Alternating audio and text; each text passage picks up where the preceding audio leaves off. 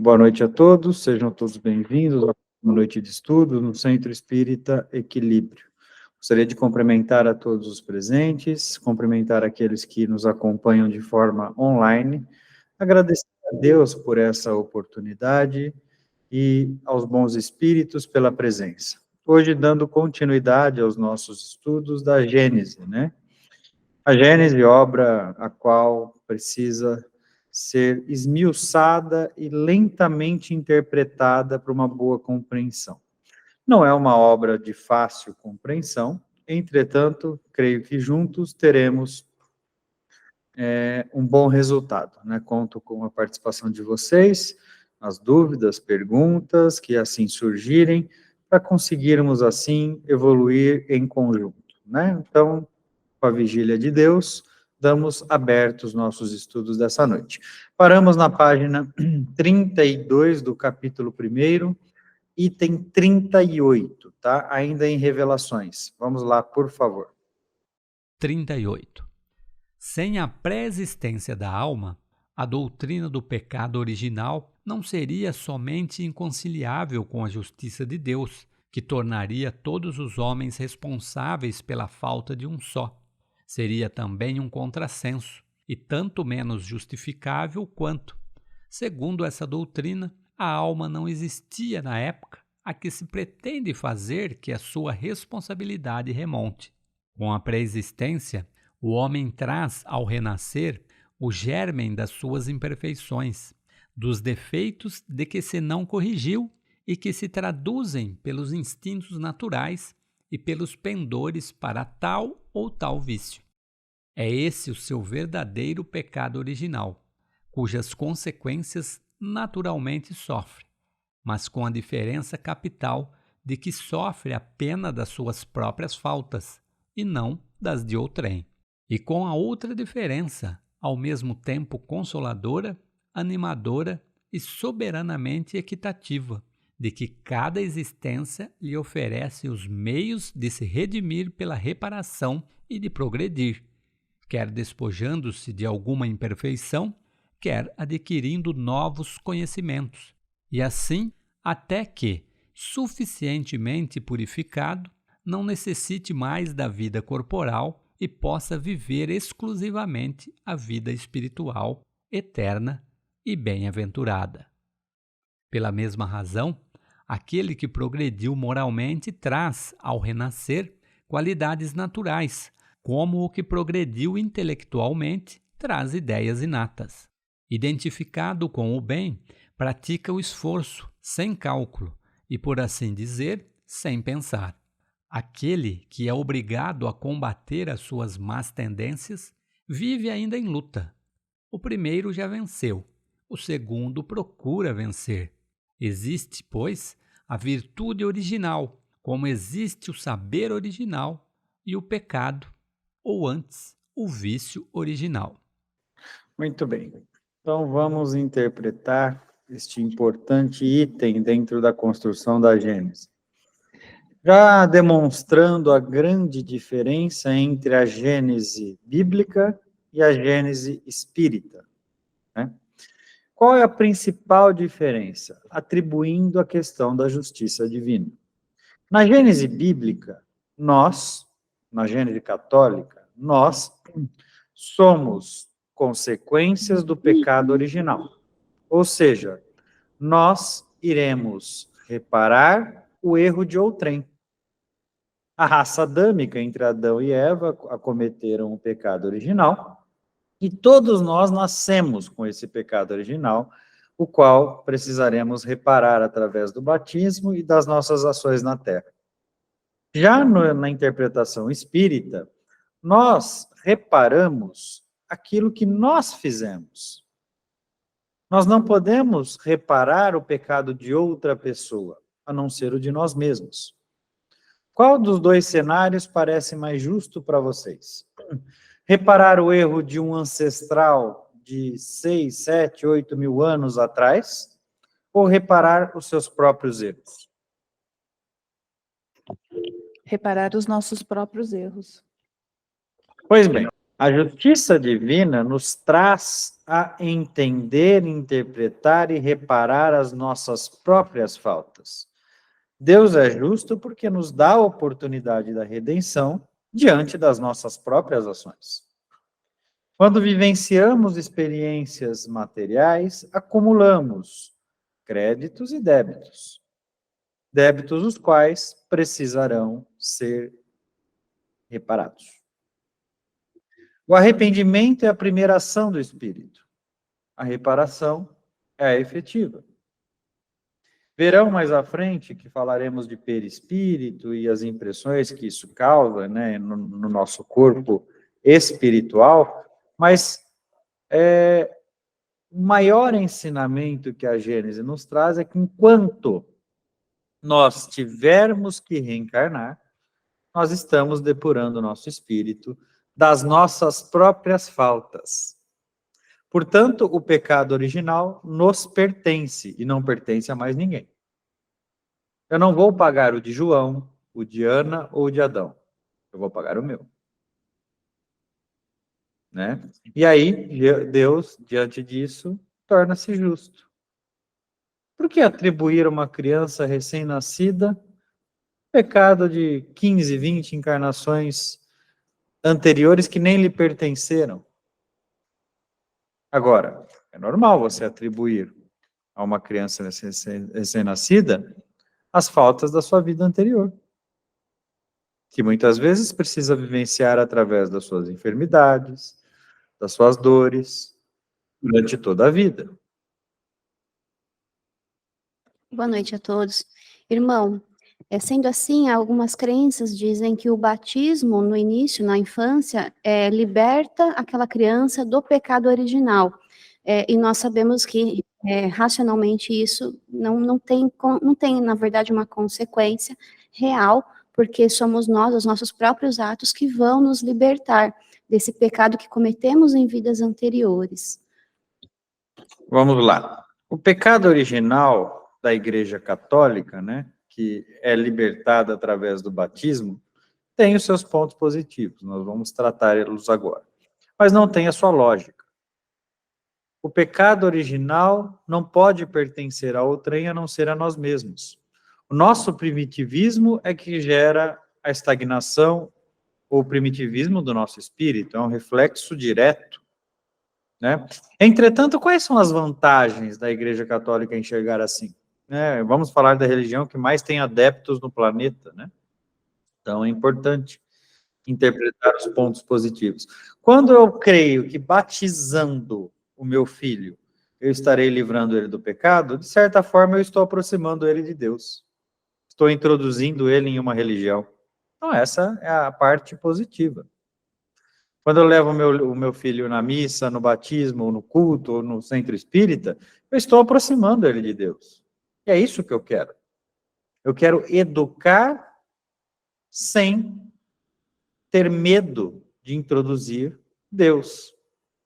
Né? Deus faz parte da educação e da construção de qualquer espírito. Vocês acham que nós precisamos de Deus? Sim, precisamos. Certamente mais do que ele precisa de nós. E por que nós damos tão pouca importância a Deus quando não atribuímos a devida responsabilidade aos nossos filhos e netos de aproximá-los a Ele? Eu já mencionei isso em estudos anteriores, junto a outros irmãos. Nós obrigamos muitas vezes os nossos filhos a ir na escola, obrigamos os nossos filhos a ir na academia, no esporte, no balé, no futebol, mas pouco fazemos em relação à aproximação divina. A criança precisa ser introduzida. Aonde não tem Deus, não tem nada. Não existe nada. E não se esqueçam, meus irmãos, falar tem a vida toda pela frente para escolher a sua religião, você não sabe. Cada pessoa tem a sua própria prova, tem o seu próprio índice de existência. Então, quanto antes você aproximar de Deus, antes você está permitindo livrar-se dos seus próprios pecados, e não do pecado original. O pecado originalmente nos pertence. E é isso que o item 38 nos ensina. Somos reflexo das nossas próprias faltas. Ana não pode gerar em mim um débito. Eu posso gerar em mim um débito. É assim que eu faço. Quando eu não tiver mais que reparar tantas faltas e tiver que apenas lapidar e aprimorar o meu espírito, o que acontece? Eu não reencarno mais. Aí eu fico como espírito, lapidando aquilo que eu preciso melhorar. Estou ainda, todavia, longe da perfeição. Não é porque eu não reencarno mais que eu sou perfeito. Entretanto, já estou lapidando em outros níveis. Já estou, por exemplo, aprendendo que não é sobre o mal que eu faço, mas sobre o bem que eu deixo de fazer. Estou aprendendo, por exemplo, que a evolução é coletiva. Apesar dela ser individual, eu preciso levar outras pessoas a chegar no meu nível de instrução. Estou aprendendo, por exemplo, que o livro que eu escrevo, que a palestra que eu dou, que o estudo que eu dou, que tudo aquilo que eu falo, não é sobre o meu ego, mas sim sobre o aprendizado que eu levo para as pessoas. E ainda que eu tenha que fazer isso de forma anônima, não tem problema nenhum, desde que as pessoas captem. Estou aprendendo, por exemplo, que a dor do meu irmão não é menor do que a minha. Eu tenho a mania de quantificar a minha dor. Quando eu chuto o móvel, meu dedinho dói mais do que quando você chuta o móvel. Eu preciso quantificar a minha dor. Que é a minha forma até de potencializar a importância que eu tenho em relação a tudo. Não, a dor do seu irmão também dói. A fome do seu irmão também aparece. Né? Então, quando eu começo a olhar para o próximo, amar o próximo como a si mesmo, aí sim, eu estou em outros índices de evolução. Perguntas até aqui? Muitas vezes as pessoas reclamam da sorte dela, né? Que ainda eu estava lendo dentro da revista Espírita, né? Lamentamos de nossa sorte. Mas aí até a pergunta que fez na revista fala, mas nós não perguntamos se essa sorte não é obra nossa. Nós não paramos para fazer essa pergunta, se aquilo que nós estamos passando não é consequência daquilo que nós fizemos. Por que que nós temos tanta dificuldade assim de olhar para nós? Olhar para si mesmo é muito doloroso. Conhecer a si mesmo de fato e não de fachada é o processo de desconstrução. Quem aqui de vocês acredita se conhecer plenamente? Deixo aberto.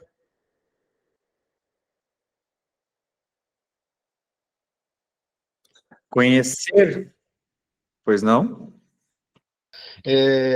Eu entendo que, pelo menos eu vejo a questão como religiosa, né, nessa que procura por Deus, nessa ligação com Deus, mas eu percebo também que o aspecto psicológico, ele é muito relevante, porque eu tenho a impressão de que as pessoas estão preferindo a ignorância, né? Ou seja, porque aí entra a questão do autoconhecimento. A partir do momento que eu me conheço, eu sei dos limites, mas eu também começo a perceber as minhas possibilidades, e através disso vem as responsabilidades.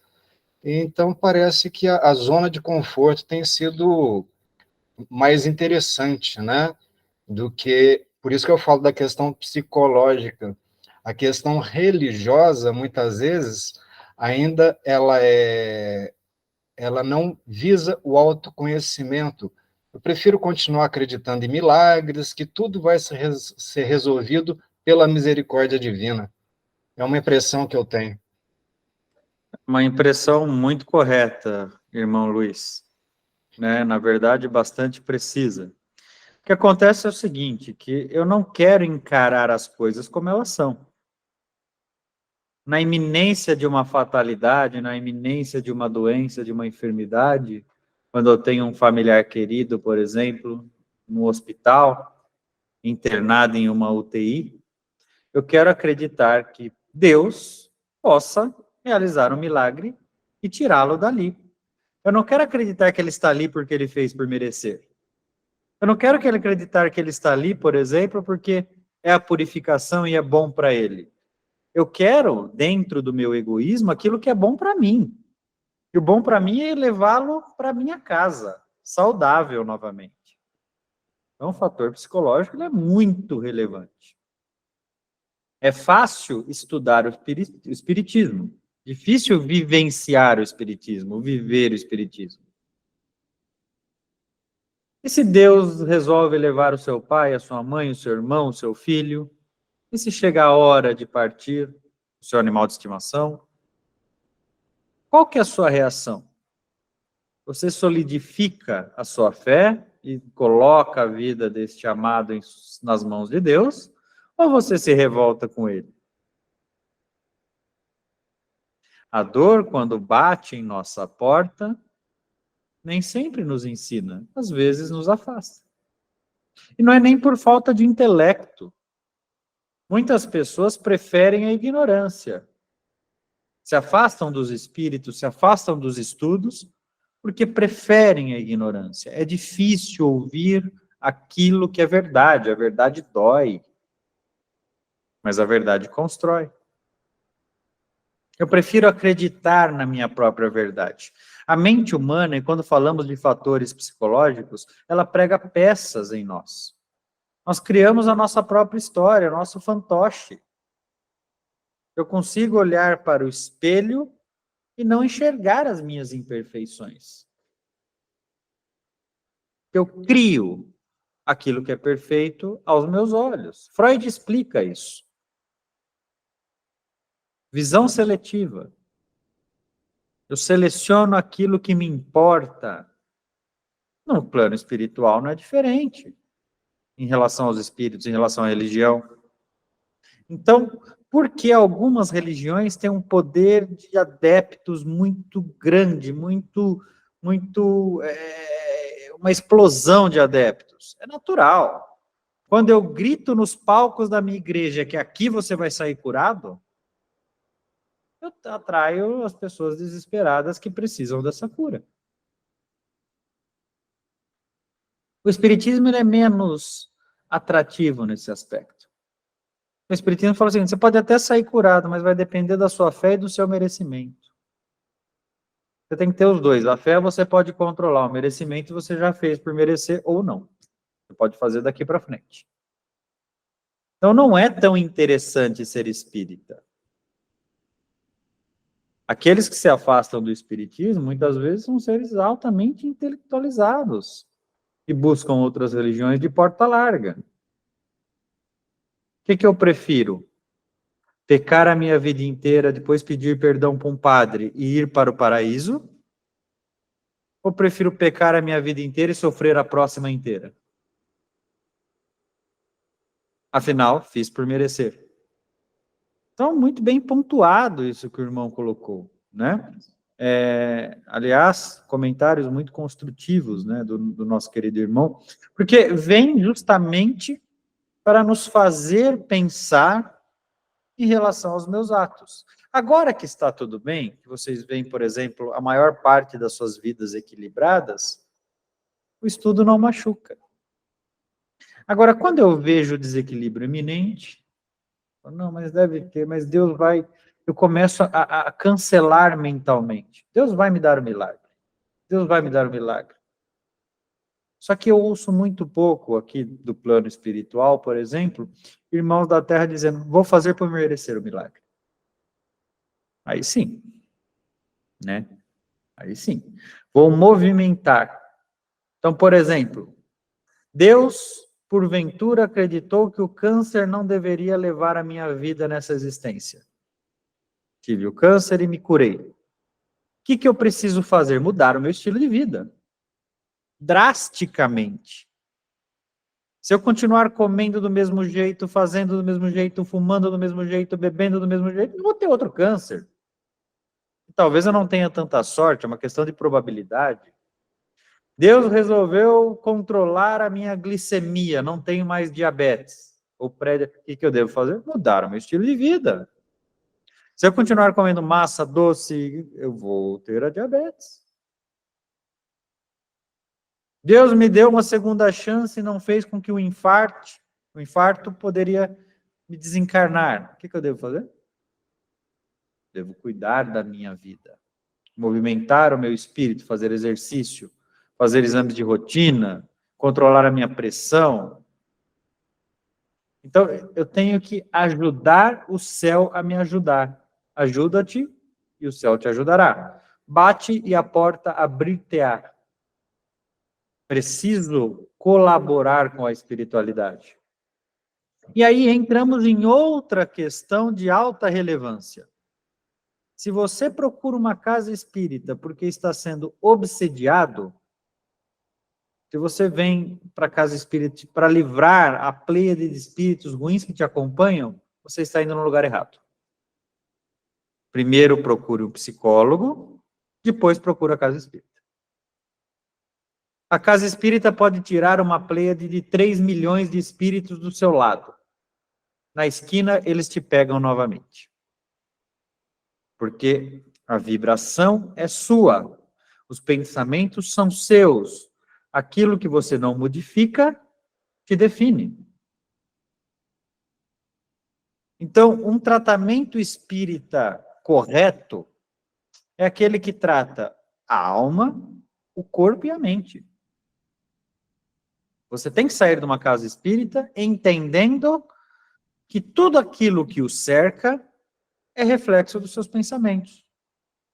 Você tem que sair de uma casa espírita entendendo que você é capaz de dar um passo em si mesmo, nos outros, que você é capaz de equilibrar as suas energias, que a sua prece não vale mais do que a minha, e nem menos. Você tem que sair de uma casa espírita com altos índices de instrução.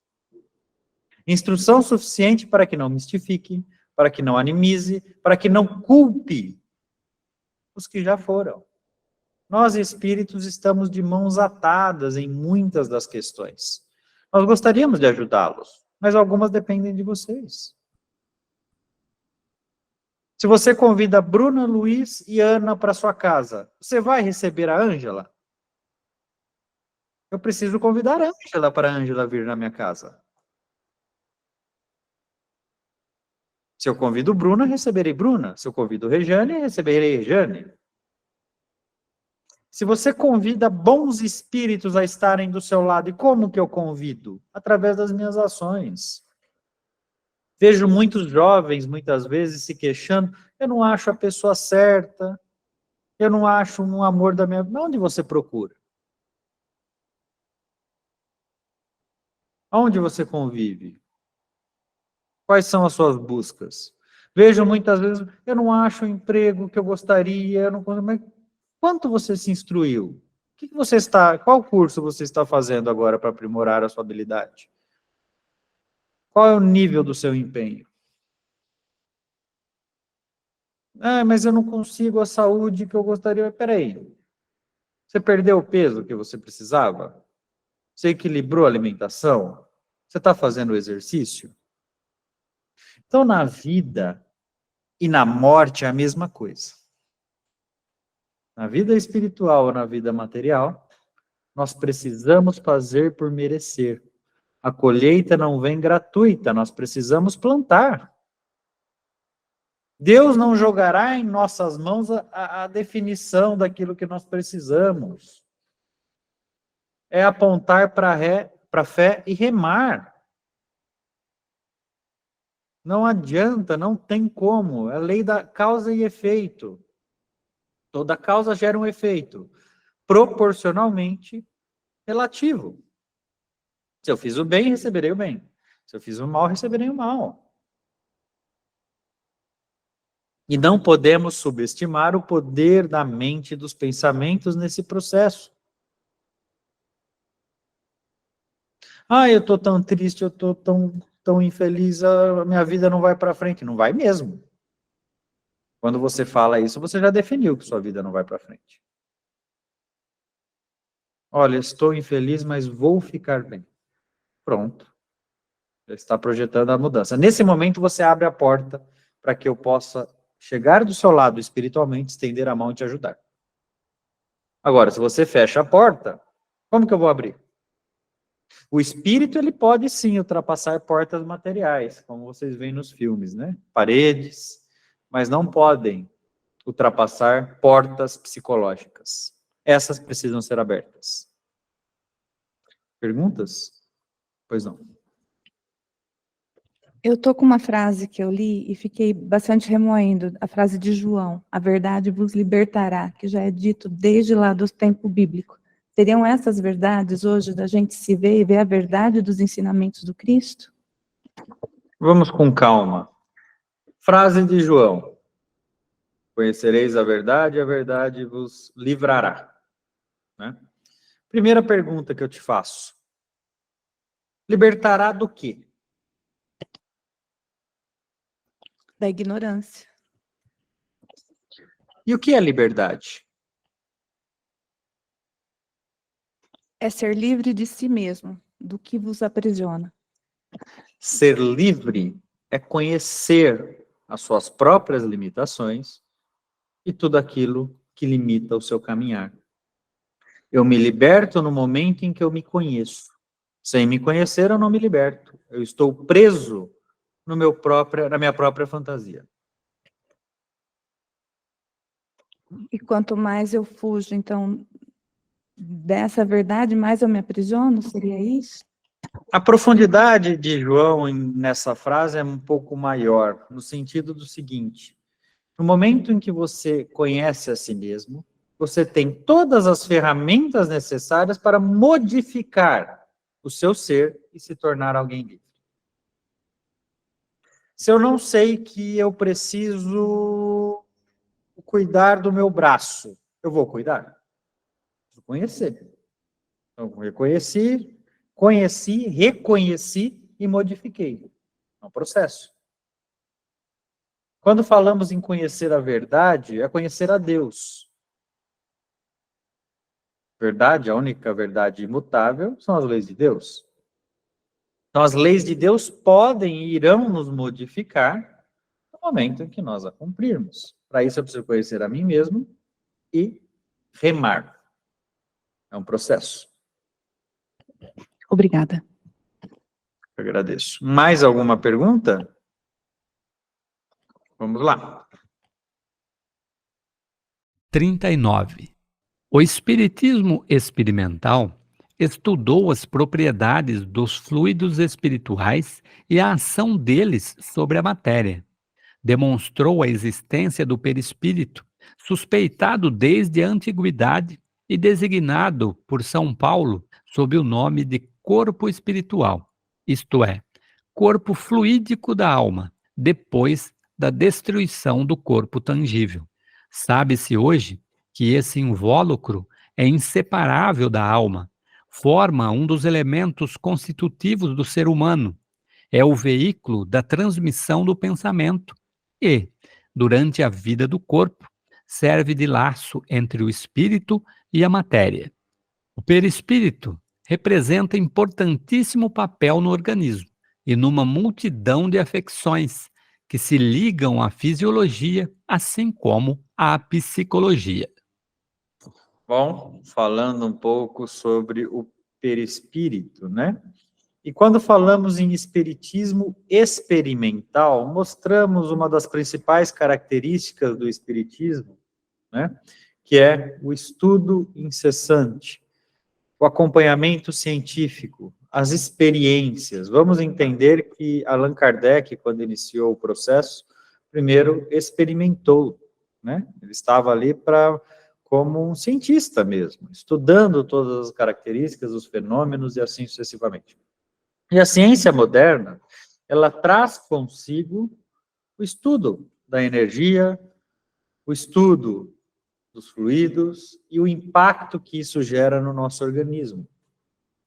Está aqui, em 1860 e alguma coisa, a informação que hoje é comprovada cientificamente, quando sabemos que a nossa energia, os nossos pensamentos e a nossa psique influenciam a nossa matéria.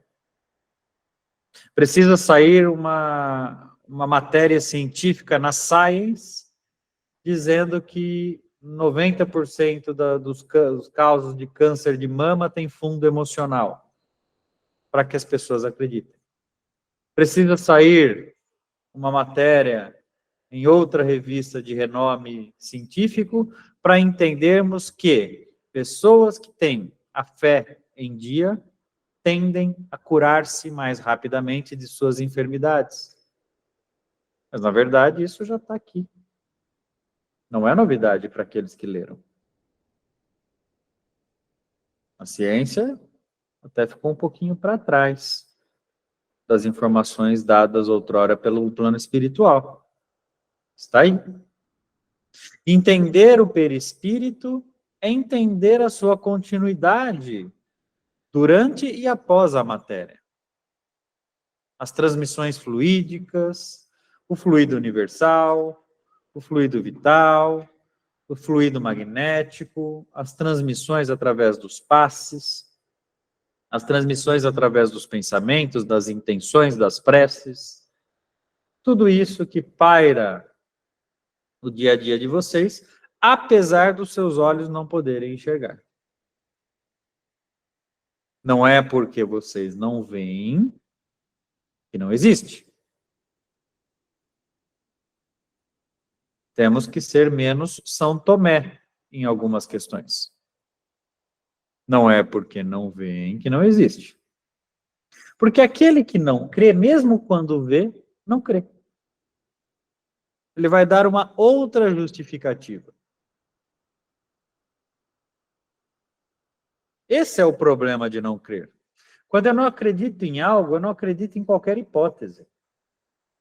Eu não posso condicionar, eu não acredito em espírito. Se aparecer um espírito na minha frente, eu vou acreditar. Aí aparece um espírito na sua frente e fala, isso aí é um relapso mental. Pronto, então você não acredita. Também você não pode ser o oposto. Transformar tudo na sua crença. Passou o gato no telhado, é o espírito que está acompanhando a minha casa. Não é assim. Eu tenho que ter fé. É necessário que eu tenha fé. Mas uma fé, o quê? Raciocinada. É isso que o Espiritismo nos ensina. Eu tenho que ter fé, mas chegar até ela através do meu raciocínio, até certo ponto. Pois não, irmão Paulo? Boa noite. Uma dúvida, meu irmão. Por exemplo, eu vivi uma experiência na carne, cometi muitos pecados, muitos erros, volto para a erraticidade. Provavelmente irei para o umbral. Nesse processo umbralino, o perispírito se depura, modifica depois de todo esse exame de consciência, ou ele permanece da mesma forma e volta para a próxima encarnação? Depende. Depende como eu encarar a minha experiência no umbral. Não é sobre o lugar que você está, mas é sobre o que você faz com o lugar que você está. Paulo, se eu te colocar na melhor universidade do planeta, considerada Harvard, colocar na sala dentro da universidade, você por isso se tornará o melhor aluno? Não. Você pode sair de lá sem aprender sequer nenhuma palavra, depende do que você vai fazer na universidade. Se eu te colocar na melhor biblioteca do planeta e você não abrir e não ler nenhum livro, de nada adiantou, eu só te coloquei numa sala cheia de livros. Então, não é sobre o lugar em que eu estou, mas sobre o que eu faço com o lugar que eu estou. Então, quando eu vivencio uma experiência umbralina, meus irmãos, umbral é terrível, é difícil, é muito doloroso. No umbral você não vê monstro, percam a literatura, esqueçam um pouco da literatura espírita. Não é que você vê monstro, que você vê lama, que você vê... Não é isso. Umbral você vê as consequências dos seus atos, feitos e não feitos. A pior parte do umbral é que você é o protagonista do seu próprio filme de terror. Quer assistir filme de terror dos outros? É fácil. Eu quero ver assistir o próprio. Né? Então, por exemplo, quando você fala para uma pessoa assim, nossa, você termina um filme de terror, né, ou um livro de terror, né, na nossa época era mais comum, que você, a hora que termina, você acalma o seu coração e fica até tranquilo, nossa, era só um filme. No umbral não era só um filme, era você. Né? Então, a dor, ela é bastante... Agora, o que eu faço com essa dor? Como eu a processo? Como eu trabalho ela? Então, peraí, tudo bem, o passado eu não posso mudar, mas eu posso mudar daqui para frente. Então, deixa eu começar a mudar as minhas tendências. Deixa eu sair daqui, porque estar aqui não vai me ajudar. Dá a mão para o espírito superior, entendeu já o que aconteceu, sai perdoando aquilo que você não perdoava, deixando de julgar aquilo que você julgava, fazendo aquilo que você não fazia, praticando bem a caridade que você não praticava. Aí sim, aí o umbral foi uma alta escola. E essa é a finalidade dele. Não existe umbral para desensinar ninguém. Pois não, minha irmã. Boa noite, irmãos. Em relação ao umbral, então, seria como uma projeção da nossa própria mente? Meu nome é Andréa. Ok, André. Também, né? É claro que existem imagens que a sua mente cria nesse processo de dor, né?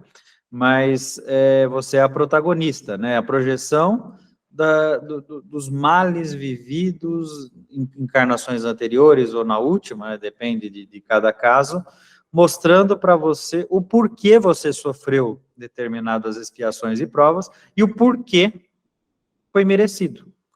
E sabe qual é a conclusão que nós chegamos em relação ao umbral, na maioria das vezes? Que Deus foi até leve com a gente. Quando nós aprendemos adequadamente, nós saímos do umbral com a sensação de, vixe, ele amenizou meu problema, né? Porque o nosso passado é muito trevoso. Não tem ninguém que não tenha um passado trevoso. Fomos criados simples e ignorantes. Brutais, brutalizados. E depois evoluímos para chegar onde estamos hoje. E onde você está hoje é o melhor. Falo isso toda aula. A sua atualidade é a melhor versão. Então, daqui para trás, terrível. E aí, por exemplo, às vezes... Desculpa, irmã. Só concluindo o raciocínio. Às vezes, nós, muitas vezes, fantasiamos, né? Então, quando nós vamos, por exemplo, consultar algumas questões espirituais não sérias, eu fico sabendo que na vida passada eu fui rei, eu fui rainha, eu fui príncipe. Dificilmente eu fui o cobrador, né? Dificilmente eu fui o escravo. Dificilmente eu fui o pedófilo. Dificilmente eu fui o assassino. Dificilmente eu fui o feminicida. Eu sempre fui algo leve, com algumas faltas aqui ou acolá. Mas dificilmente fui aquilo que menos a sociedade despreza na atualidade. E provavelmente foi o que nós fomos no pretérito. Ou você acha que viveríamos no mundo de provas e expiações se tivéssemos sido muito melhor do que somos? Pois não, irmã? Já compreendi. Ok, obrigado. Bom, dando continuidade, então, Bruna, pois não? Aqui no item 39, em dado momento diz que é o veículo de transmissão do pensamento. Refere-se ao perispírito? O perispírito é o veículo de transmissão do pensamento? Em algumas questões, sim. Não tem questões que eu impressiono o meu perispírito? Porque vamos entender. O perispírito é o envoltório do nosso corpo material. O perispírito é composto por uma matéria, por um semimaterial, que nós chamamos, né, um invólucro semimaterial, e que vai se depurando com o passar do tempo. Então, ele vai se eterizando, ele se torna de mais denso para mais etéreo, menos denso, até o momento em que ele seja tão sutil que praticamente não exista. O perispírito e o espírito são coisas distintas. Entendeu? O espírito é o nosso principal fator, né? Vamos dizer, aquilo que contempla e organiza a nossa mente, e que permanecerá conosco durante a encarnação, depois da encarnação, durante o perispírito, depois do perispírito, até o final, onde atingiremos a perfeição. Somos espíritos. Aí, quando falamos o termo alma ou espírito, são a mesma coisa. A diferença é que alma é atribuição ao espírito encarnado. É simplesmente para organizar a leitura. Então, quando falamos alma, alma é um espírito encarnado. Espírito é um espírito desencarnado. Então, mesmo quando somos alma, quando dormimos, às vezes desdobramos em espírito, né, Ana? Por exemplo, a Ana que está quase com sono aqui, né? Então, quando dormimos, nós desdobramos o nosso espírito, ligado pelo liame que nos une à Terra. Entendeu a diferença? Entretanto, quando encarnados, somos alma. Compreendo. No entanto, eu ainda fico com a dúvida quanto à transmissão de pensamento, não para impressionar o perispírito através do que eu penso, mas para comunicar entre espíritos. A comunicação entre espíritos ela é através do pensamento e não do perispírito, certo? Sim, mas tudo passa pelo perispírito, inclusive o nosso pensamento. Né, o perispírito ele acaba filtrando, ele acaba conduzindo muitos dos nossos pensamentos, né? Porque ele nos pertence, ele faz parte da nossa construção. Então ele acaba sim sendo um veículo, mas a origem é no pensamento. Né? Da mesma forma que o cérebro é o veículo da mente. O perispírito acaba sendo o veículo externo da mente, do nosso espírito. Agora acho que ficou mais claro, porque eu havia interpretado a princípio que ele seria o veículo de transmissão de pensamento da comunicação. Na verdade, a minha interpretação era que ele é o veículo da comunicação entre espíritos. E, na verdade, não é isso que acontece. Também. É uma e outra coisa. Então, por exemplo, quando um espírito vai se aproximar de um médium, nós estamos falando de dois espíritos. Um espírito encarnado, que é o médium, a alma, e o espírito desencarnado. Como que eles se interligam e se comunicam? Através do perispírito. Ok, agora ficou mais claro. Obrigada. O perispírito faz parte de tudo, Bruna. Não há nada que ele não participe. Né? Ele não tem como tirar o nosso perispírito de qualquer situação que envolva o nosso espírito, enquanto ele for ainda semimaterial. Vamos lá? 40. O estudo das propriedades do perispírito, dos fluidos espirituais e dos atributos fisiológicos da alma abre novos horizontes à ciência e dá a chave de uma multidão de fenômenos incompreendidos até então, por falta de conhecimento da lei que os rege. Fenômenos negados pelo materialismo, por se prenderem à espiritualidade, e qualificados como milagres ou sortilégios por outras crenças. Para um pouquinho, Tá, então, Fabrício. Muitas vezes nós damos atribuição de milagres a questões promovidas pela condução perispiritual. Eu não impressiono meu perispírito através dele, eu impressiono através dele, eu desimpressiono. Através dele eu curo. Então, por exemplo, envolvendo o Rui, que está muito quietinho aí. Quando eu faço uma cirurgia espiritual, eu como espírito, imaginamos que eu vou operar alguém. Eu opero aonde? Boa noite, meu irmão. Opera a parte perispiritual. E como essa se liga à material? É interessante isso, né? Então, eu, como espírito, opero a parte perispiritual, e aí ela parte para material. Como é esse processo? Sabe, Rui? Quando você cura uma parte perispiritual, automaticamente você cura a parte material. Eu vejo dessa maneira. Isso até seria certo se você tiver a fé despertada. Né? É um ponto muito importante. Porque quando eu tenho a fé e o merecimento, né, são esses dois pontos, eu transcendo aquilo que foi realizado do perispírito para a matéria. É por isso que muitas vezes vocês veem, por exemplo, o espírito dizendo para vocês assim, olha, talvez o corpo nem se cure, mas a alma já está curada.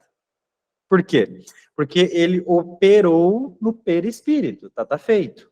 Agora cabe a você impressionar na matéria. O mais importante é o perispírito e não a matéria. A matéria é perecível.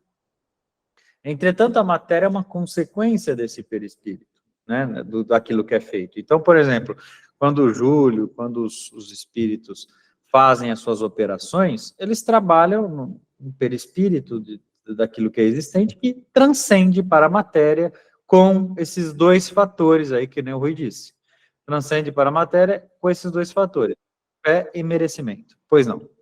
Então, nesse caso aí, vamos supor que a pessoa tem um câncer, fase terminal.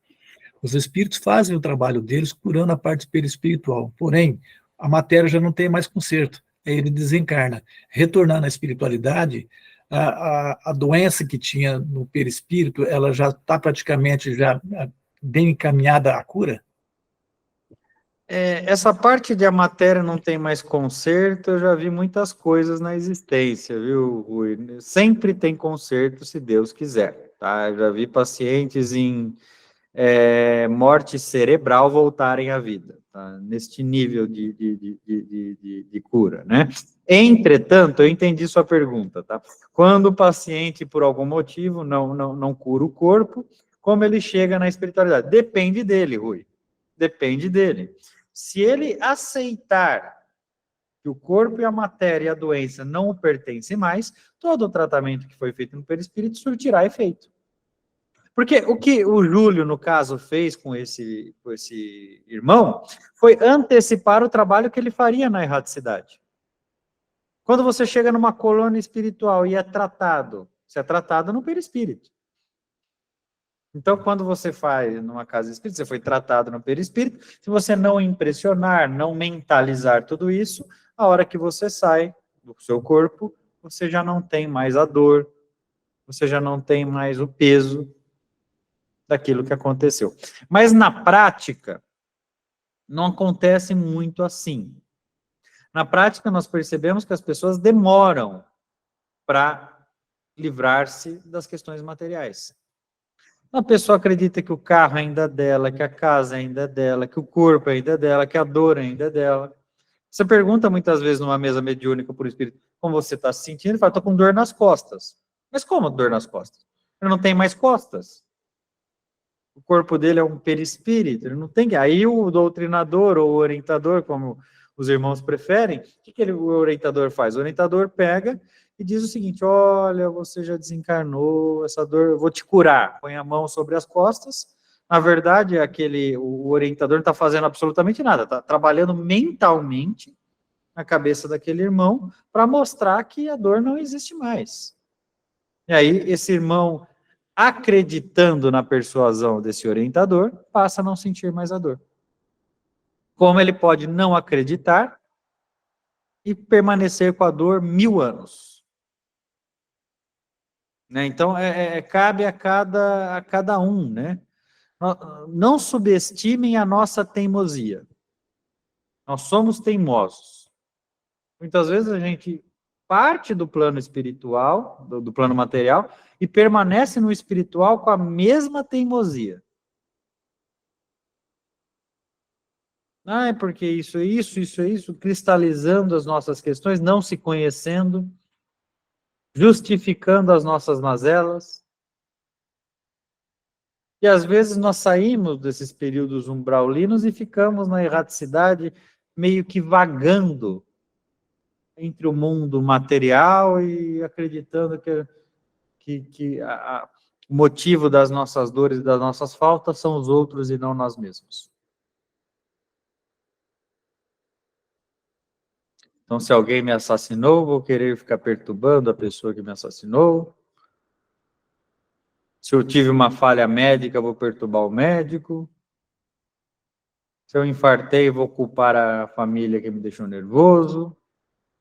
Estou preocupado se minha esposa vai arrumar outro marido, se minha mulher vai arrumar outra esposa, e assim sucessivamente. Quer dizer, quando eu parto para o plano espiritual e entendo que a minha vida pertence ao espírito e não ao corpo, que a matéria foi um período de transição, tudo é mais fácil. Alguns espíritos têm um preparo tão grande que já chega na erraticidade e em um dia já entendeu tudo o que aconteceu, já veio, já comunicou e já está seguindo. Vou dar um exemplo disso, Caibar Schutel, da cidade do centro espírita aqui, comunicou na mesma noite, né? Mas é um irmão que sofreu muito durante a existência, durante a vida, para entender tudo isso. Sofreu quando estava construindo a casa espírita, sofreu na farmácia quando dava medicamentos de graça e a conta não fechava, sofreu quando colocava leprosos em sua casa, sofreu quando cuidava dos leprosos e tinha preconceito, sofreu nos debates de orgulho e ego com a Igreja Católica, sofreu com tudo. E aí ele aprendeu. Quando chegou na espiritualidade, chegou já com um nível intelectual e de compreensão muito grande. Mas são raros os casos. A maioria fica desnorteado, leva um tempo até aprender. Entender, mas entenderá. Pode levar um dia, um século, um milênio, mas entenderá. Pois não? Então, para romper as conveniências, precisa derrubar o orgulho. E o egoísmo. Conveniência está muitas vezes atrelada ao egoísmo do que ao orgulho. Conveniente para mim, não para você. Estou sendo egoísta. Né? Então é difícil, é muito difícil se enxergar. É por isso que felizes aqueles que já conseguem realizar esse processo em vida. Seja através da análise, seja através da leitura ou da religião, ou seja do que for, conhecer a si mesmo. Parar de atribuir a culpa aos outros. Certa vez recebemos na espiritualidade uma jovem que tinha sido violentamente morta na fase adulta, e ela atribuía todas as suas faltas, falhas e dificuldades à situação que ocorreu. Ao se deparar com a sua tela mental, logo entendeu por que aquilo havia acontecido com ela e realizou a redenção. Começou a mudar a forma de pensar, de ser e de agir. Em pouco tempo, essa jovem não apenas estava curada espiritualmente, como também ajudando aqueles que tinham dificuldade em segurar. Então, depende de cada um, de cada qual. São muitos os casos. Você estar num estudo é aprender em vida, mas não praticar. É aprender. O que você vai fazer com aquilo que você aprendeu, cabe a você. Alguma última pergunta para encerrarmos, porque estamos chegando no final. O assunto é tão interessante que nem vimos o tempo passar, né? Vamos lá. A fé e a boa vontade, qual o laço que as une? A fé e a boa vontade? Ação. Ação. Porque a fé está totalmente amarrada, então, a essa boa vontade e a ação de fazer, e não essa fé passiva que espera. A fé é o resultado daquilo que eu busco conhecer. Eu só tenho fé quando eu busco ter fé. Eu só tenho boa vontade quando eu me esforço para ter boa vontade. É fácil você ajoelhar-se em uma igreja quando o seu filho está hospitalizado nas últimas horas de vida. É difícil você se ajoelhar em uma igreja quando está tudo bem. A ação promove a minha fé. A fé é uma insistência. Não é fácil ter fé. Quando você está encarnado, você tem o véu do esquecimento. Você não sabe o que está acontecendo. Então, se está tudo bem, você até esquece de Deus. A fé é uma insistência. Seja de participar de um estudo, de vir numa casa espírita, de ir numa igreja católica, de ir onde você quiser. Onde você quiser. A fé está na insistência de conhecer a si mesmo e a Deus, buscar Deus. Colocar nas mãos de Deus aquilo que não cabe nas suas, mas sempre com raciocínio. Nunca com fanatismo, nunca como uma fuga das suas próprias responsabilidades. Entendendo que, repito, Deus não usa você. Muito importante isso. Deus não usa você. Você realiza suas próprias ações por sentir-se tocado com Deus, por Deus. Eu não uso. Você não é um lápis que Deus pega e escreve. Infelizmente, você é a pessoa que pega o lápis. Seria muito melhor se você fosse o lápis. Porque Deus escreve perfeito. Mesmo sobre linhas tortas, né? Pois não. É a luta das nossas conveniências mentais, a qual a nossa mente às vezes busca a porta larga, e ter boa vontade, persistência de seguir o caminho daquilo que se aprendeu. Ter fé é aceitar que aquilo que Deus quer não necessariamente é aquilo que eu quero. O que Deus acha que é melhor para mim, não necessariamente o que eu acho que é melhor para mim. E aceitar que a opinião e a decisão divina é superior à minha. Como que eu cumpro uma expiação ou uma prova? Com resiliência e resignação. Se você passa por uma dor na vida, como eu aprendo com essa dor? Quando eu aceito. Se eu não aceito, eu não aprendi. A dor de nada serviu. Ela não me fez expiar. Então, quando eu passo por uma situação muito difícil e reergo, reconstruo meu espírito, aí eu aprendi. Que Jesus possa abençoar os passos de vocês e que Deus possa estar vigiando para que vocês tenham uma semana maravilhosa. Lembrando que amanhã teremos o estudo do Livro dos Espíritos, a obra interminável, continuando, né? E na quinta-feira, o Livro dos Espíritos, de 1857. Como sempre, a Gênese fazendo jus, né, a sua complexidade, deixando pouco tempo, né, para nós compreendermos tantas questões. Que Deus abençoe vocês, fiquem bem. Até a próxima.